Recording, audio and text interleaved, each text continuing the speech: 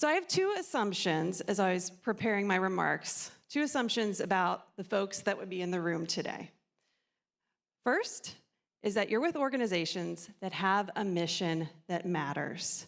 Your work is important. It's critical for those you serve. Sometimes we need to be reminded of that. Maybe you get reminded of that every day. Number two, your mission is bigger than you. Your mission will outlast you. It goes beyond you. And because of that, because the enduring importance of what you do every day, you each face a common risk. As Sarah Beth shared, I'll be speaking with you about that common risk, which is mission drift. So mission drift or mission creep has been called pervasive in the nonprofit sector. It's been called the natural course. But does it have to be this way? I don't want my organization to drift, and I don't want yours to drift either, or any organizations that I serve. So I have one goal for us today during the time we have together.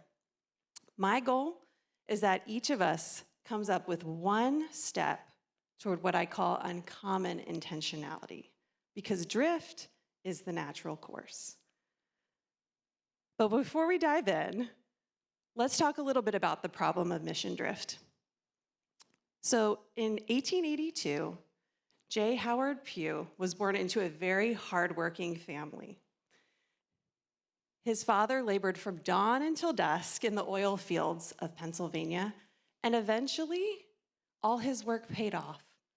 The Sun Oil Company grew, and after the turn of the century, his family, J. Howard Pugh and his siblings, became more and more involved. Now, as you might infer from this photo, J. Howard Pugh is a very stern and serious person.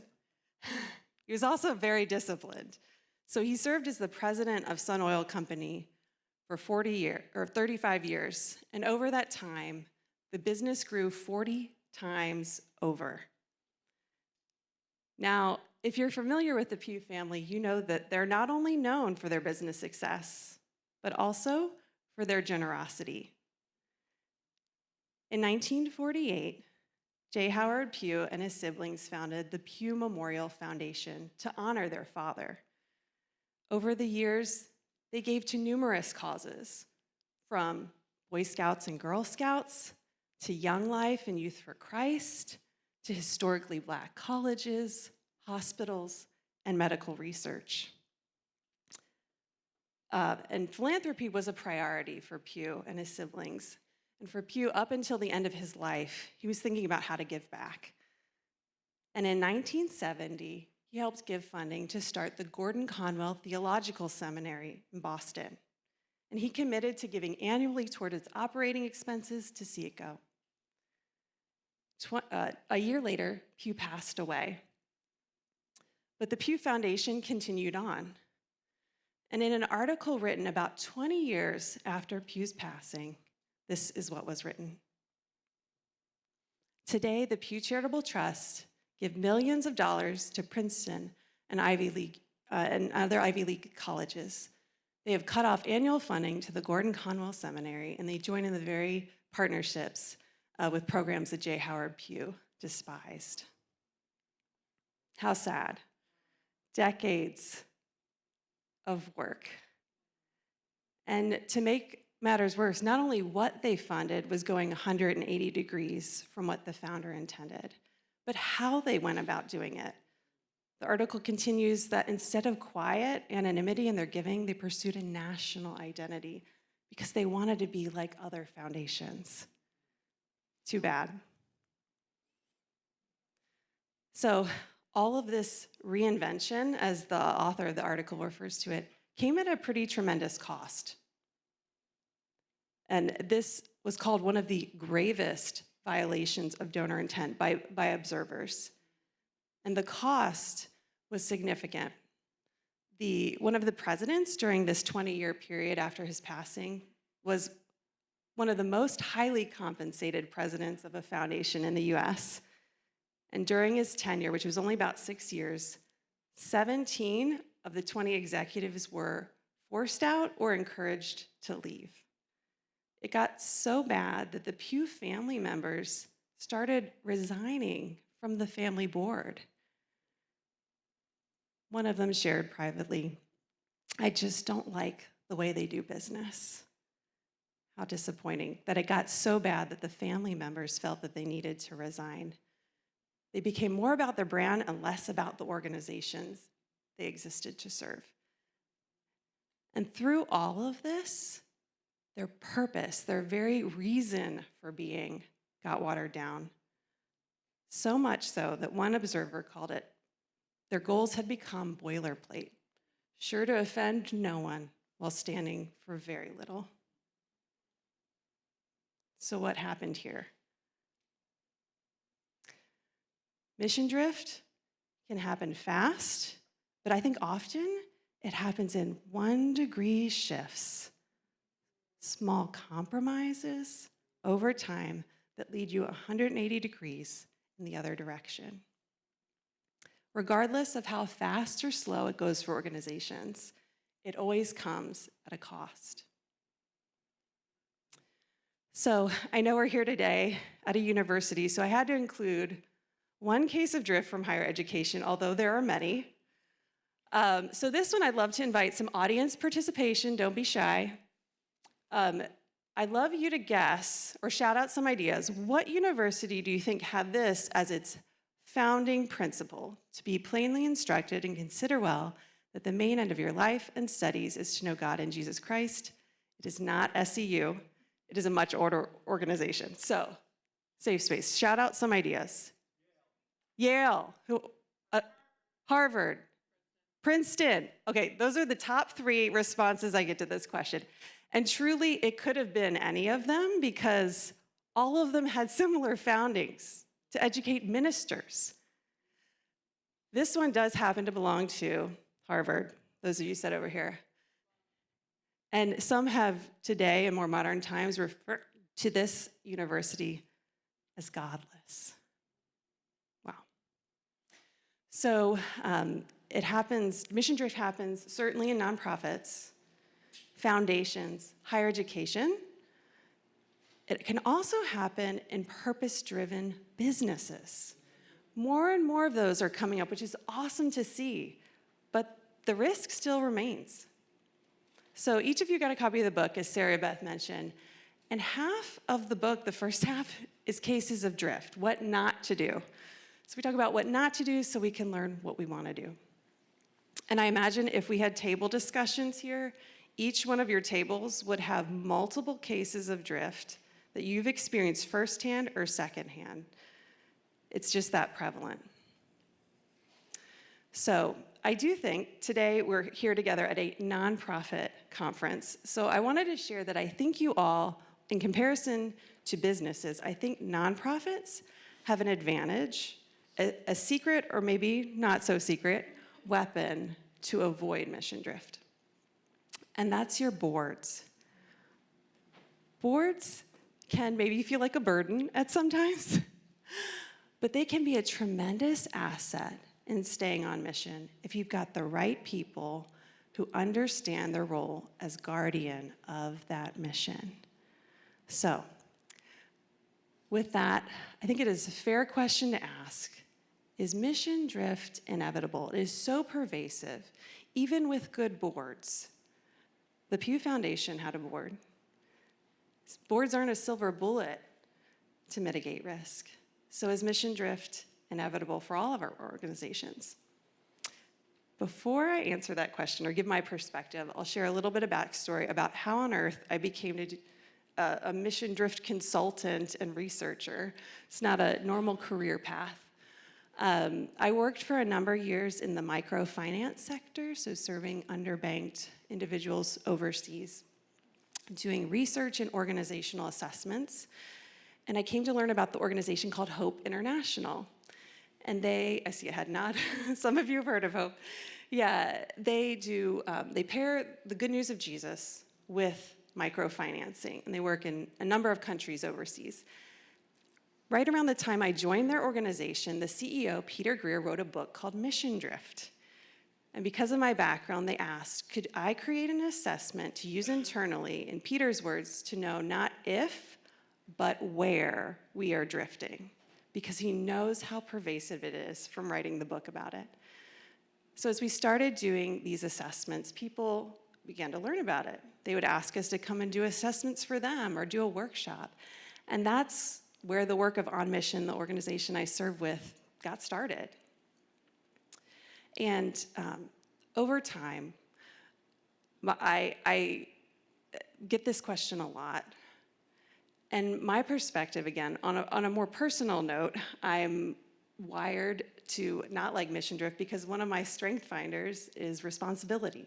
So I think that's why this problem irks me so much. But another one of my strength finders is positivity, which means I don't think every organization has to drift. I think there are things we can do to avoid it. However, the research shows that drift is probable unless we do something different. And this is where the uncommon intentionality comes in.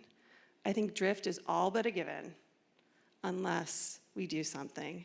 And unfortunately, your organization will not drift toward excellence, toward quality, toward greater impact.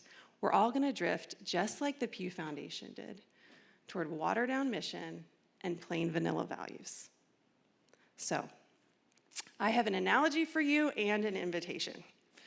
No one in the room wants to be a boat that's drifting with the current, right? I never loved the example. People would be like, oh yeah, we want to be anchored. Like, no, the boat wasn't designed to be anchored. The boat was meant to move someplace. And each of you have a different destination, a different mission that you're heading toward. So I'd like to invite each of you to think about yourselves and your organizations as a motorboat. The current's there, that's coming. We are cutting through the current toward the destination, the mission and vision and purpose that each of you have. So I'd love to talk about your mission for a minute. And I mean a literal minute, because we are on a clock here. I want you to turn to one person next to you, and if you haven't introduced yourself, please do that. And I want you to share what your mission is and why it matters, why it's worth advancing and protecting against drift. So you have 30 seconds each. Go.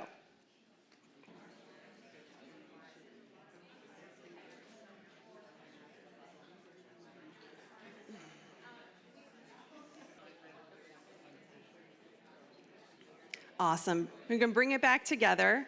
And the good news is you guys are together all day, so you can keep talking about your missions and why they matter, because they matter a whole lot. Awesome. So, regardless of the destinations represented around the room, each one of you are going to feel pressures to drift. You might feel pressures in different ways in different seasons, but I found that there are common themes to the type of drift that you will experience as a nonprofit. So let's talk about those briefly. So I want to present to you the mission alignment triangle. We could have easily called this the mission derailment triangle, because any one of these things can derail your organization.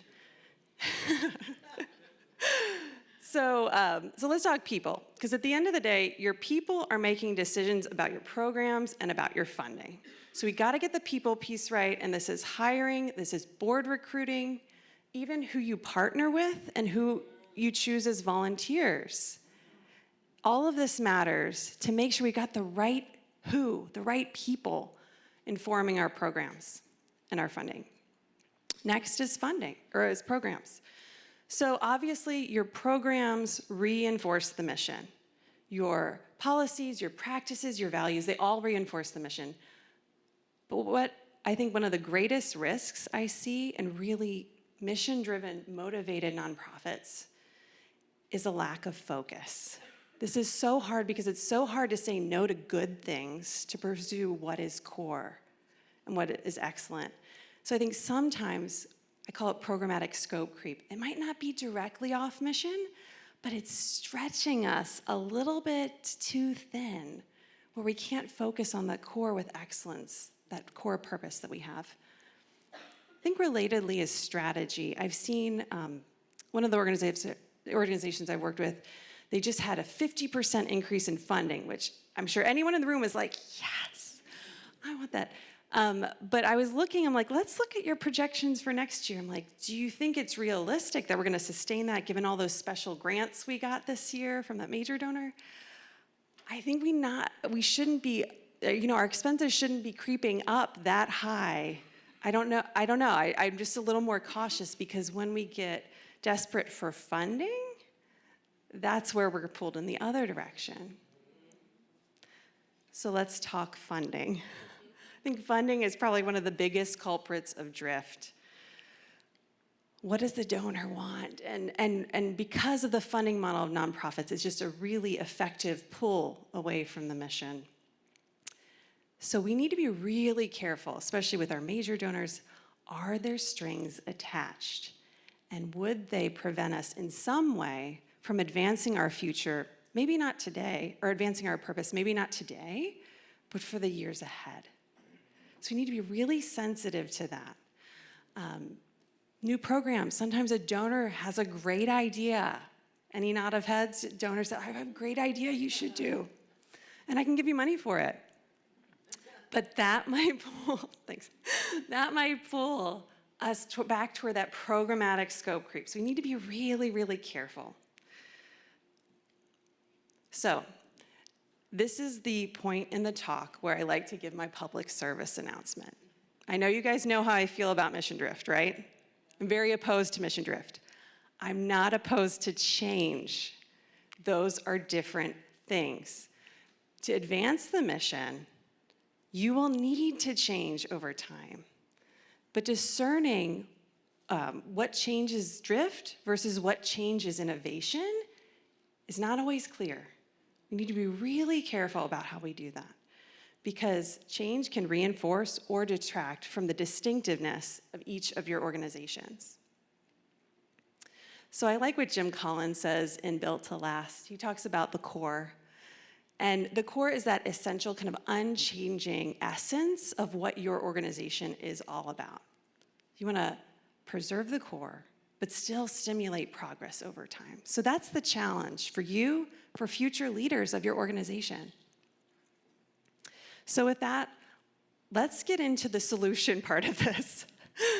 What are some strategies that organizations can take to avoid mission drift and to advance their mission and do it better going forward? So number one is define. Now, I know each of you in this room have some kind of a mission or purpose statement already. You have a sense of what is core. But I have never gone to an organization that had ever actually thought through what mission drift is for them. Because each of you have a unique mission, a unique destination you're heading toward, and how you define drift will differ. Across my clients, it differs in how they define drift, and that's okay because they have different missions. So we need to define what is core, what is drift, and then you can define what changes can happen that wouldn't be drift and help give permission to your leaders, your future leaders, your board, what change could be possible to help advance the mission and remain relevant. And all of this clarity about our purpose, when we have that, we can build alignment across our mission, our strategy, our execution to realize that impact that we exist for. And I know you guys will talk about measurement today. Measurement along the spectrum is really helpful. How are we doing in terms of mission fulfillment? And that helps you know where to invest and where to say no, or maybe we need to cut some programs or cut some things. So purpose drives your impacts. We need to get clarity on that, get alignment through the spectrum, and measure along the way. Number two, protect. With clarity on your purpose, how can you build it in to the very foundations and bedrock of your nonprofit? This starts with your articles and bylaws. And I won't ask for a show of hands who has looked at those recently, but I did have one client that said, I don't know where our bylaws are. I was like, that's not good. All right. So how do we build it into the governing documents? And then how do we build it into our operations, our human resources practices, our board practices? And all of this creates a structure that helps your organization grow and scale the purpose as your organization grows. Number 3 is champion. So this is all about our people. How are we building people? How are we building a team and a culture that will propel the mission forward beyond us? A key weakness that I know is probably present in the room because it's present in every room and a lot of the clients I serve is a lack of succession planning. This is true in businesses, especially small businesses. It's absolutely true in nonprofits as well. Succession plans are really key.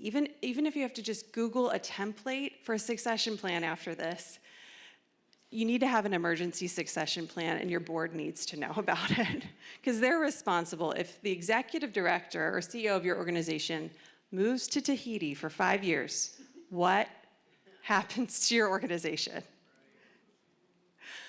All right, that one's resonating with a lot of you. So think about, that might be your one action item. I won't force what you should do. But I think related to succession planning is leadership development. If you have a great culture and great values, consider how you're developing your internal leaders who will champion these values and also have the competencies to lead the organization in the decades to come.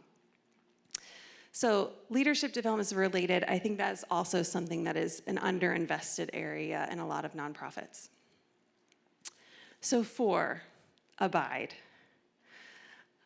This relates to those of you who have a faith component of what you do. The organizations I serve have a higher purpose to advance the kingdom of God, to honor God in some way. And for them, I always encourage, we can't do the work of God without prayer and being invested in the Word of God. So abiding is really critical. For me, this brings it all together. This helps you discern how to define and protect your mission. So a common thread throughout some of the things we've talked about today is decision making, because in the end, it comes down to these daily decisions and these really significant board level decisions. So I wanted to offer you all some hard questions that you can ask each other, you can ask yourself, you can encourage your board members to ask you, that I wonder if the Pew Foundation had maybe asked some of these questions, would it have been helpful? What are we hoping to achieve here? Really, when we set out to do this thing or accept that thing or move toward that opportunity, what are we hoping to achieve? And where's our focus? What's on top of our mind as we think about this? Who are we trying to please? Is there a donor voice in your mind that you're thinking about? A board member, perhaps? A potential donor? What name are we trying to build out? Is it all about us? Is it about someone else, or is it about those we serve? And last, how might fear be influencing our decision? What are we fearful of that might cause us to derail? So I want to turn back to your mission, because that's why we're here today, to invest in you and your organizations and your mission. So I'm going to invite you to what I call a smartphone vision test. It is a QR code. All right, so pull out your phones. We're going to take a few minutes for each of you to take this survey right now, because I know you guys are busy and you won't have time to do it afterwards. I know that. Okay, so take this survey and then we're going to talk about it. How well are you doing in these areas of define, protect, and champion? Not all these practices may apply to you, but you can pick NA for those. Go ahead and take a few minutes and do this.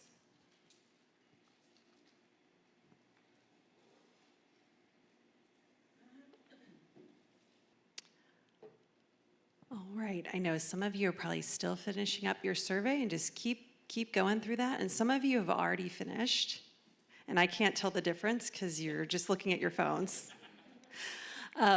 So if you have finished your survey, actually look up from your phone and kind of look around if that person next to you is also finished. Yeah, you guys are doing great. You're my model table here. Okay, and talk about, got back to my clicker.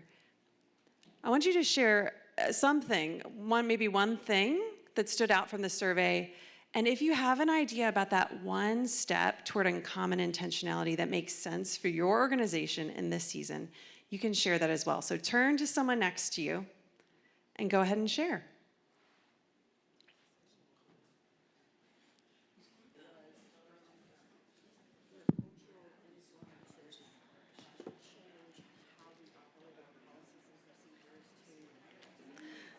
So I hear some great conversations happening, and I never like to cut off conversations about avoiding mission drift, but we're on a schedule. So please keep those conversations going.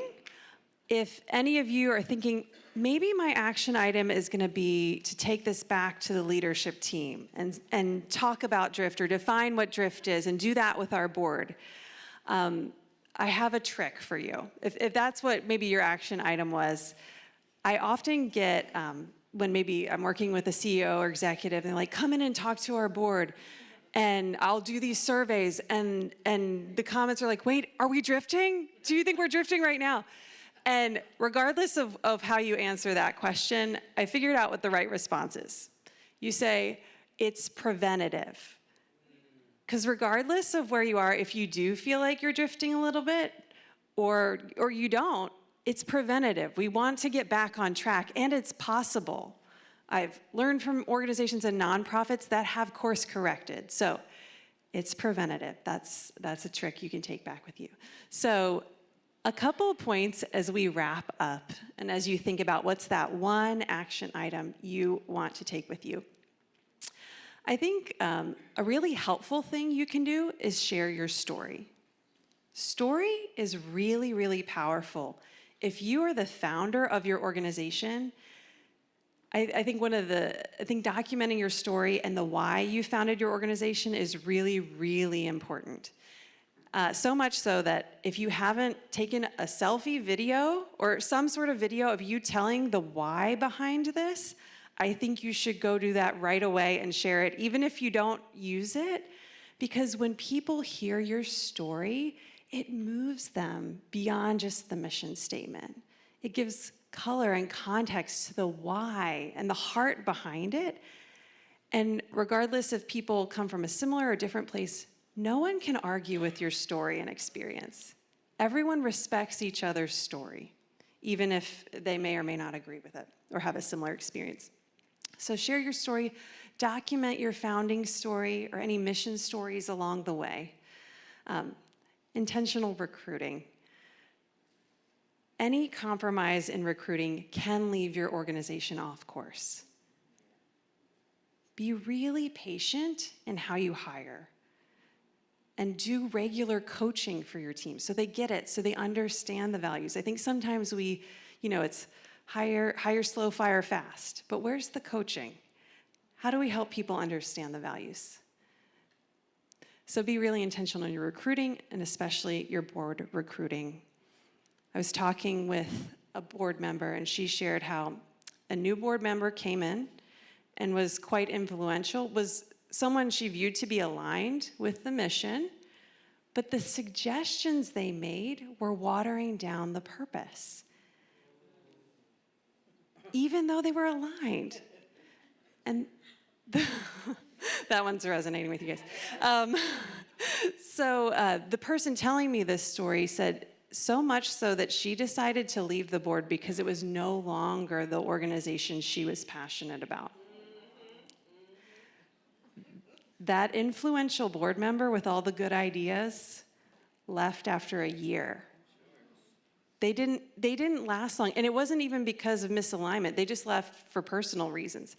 But in a single year, they were incredibly influential in guiding that organization down the wrong path.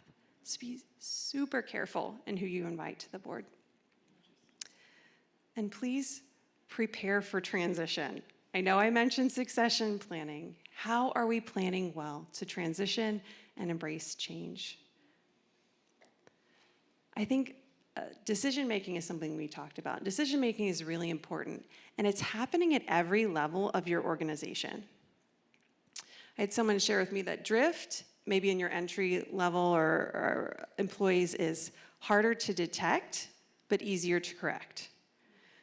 Drift on your board and leadership, Easier to detect, much harder to correct. So what can we be doing in terms of guiding principles and guardrails for our organization and defining those once we have clarity on what the mission and drift are, so that everyone at every level of the organization is making decisions in alignment, so we're not compromising or going 1 degree off course. Now, as we wrap up today, I want to share one more thing, more personally with each of you. So we started our day talking about your mission matters. Because your mission matters, your board matters, your team matters, and each of you matter. I think so often when I'm working with really passionate, mission-driven organizations and leaders, they're neglecting to care well for themselves. You need to care well for yourselves. How are you investing in yourselves? Relationally, emotionally, spiritually? Do you have good disciplines like Pew did during his lifetime? He lived a long time. How are you investing in yourselves? How are you modeling healthy boundaries for your team? Because I know you guys are pouring out. You're pouring out to your teams, and you're pouring out to those you serve. And that's why I am so grateful that each one of you is here today. Because you've made that intentional choice to take a break from the whirlwind of your daily lives to invest in yourself. So I hope you feel very enriched and nourished by today, by the conversations you've already have, and the ones you'll continue to have. Because your mission matters and you matter. And I'd like to close with one of my favorite verses. Be steadfast and immovable, always abounding in the work of the Lord, because in the Lord, your labor is not in vain. Thank you all so much for being here. Thank you for what you do each day, because your mission matters. May each of your organizations stay on mission for generations to come. Thank you.